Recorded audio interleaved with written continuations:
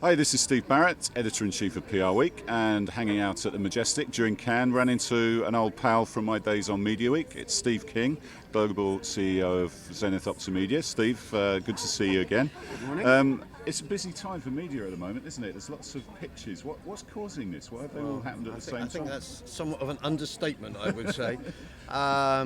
Yeah, I think that's probably, on the media side, that's probably the big question du jour, here in Cannes.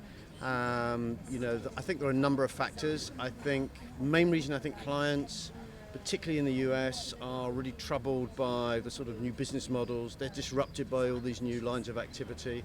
I think their own businesses in many cases are not growing, so there's some pressures. And consequently, because their top line's not growing, I think there's procurement are taking increasing engagement in their activities. We've seen this really since the advent of the downturn in 2008, and I think this has really suddenly migrated to the US with a bit of a sort of cyclonic effect. Can you ever remember having so many big pitches going on at the same time, though? Well, I've been doing this for about, at least 25 years. Categorically, there is anything like this. I think there's something like $25 billion currently under review, and that is unquestionably the highest level. Probably, I think if you took any 4 or 5 year period, the amount under review this year is greater than any 4 or 5 year period in aggregation. How much of this is down to programmatic? And is there, earlier this week there was a session where someone said that media guys are going to be replaced by an algorithm and that it's all going to be automated. Is that behind this and they want to get a better deal? I definitely think there are 3 or 4 factors in there. I mentioned about procurement, I mentioned about the sort of top line pressure on clients, but I think this sort of whole programmatic and how it's changing our business. I mean, you've known us for long enough.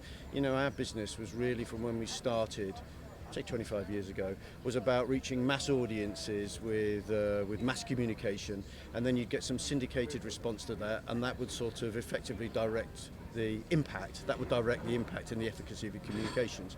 We've now, of course, moved into an era where we can actually, with technology and data, we can actually say, for a car brand, is someone actually interested in engaging in that brand? Where have they been on their customer journey? Have they been to the website? Have they been to the dealer? Are they an existing user?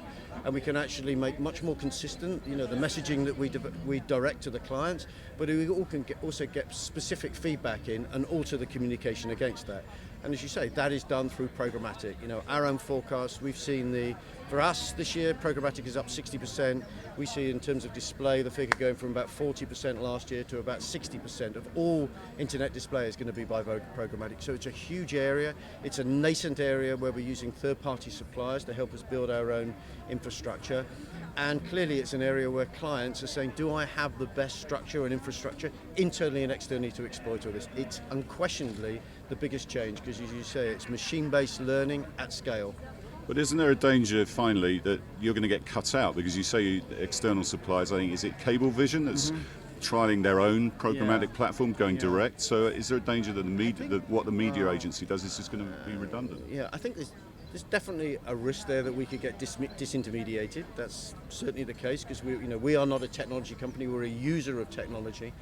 But I actually think if you go back sort of 7 or 8 years ago and we created VivaKey, our amalgam of the media and digital businesses in Publicis, disintermediation was then the biggest concern.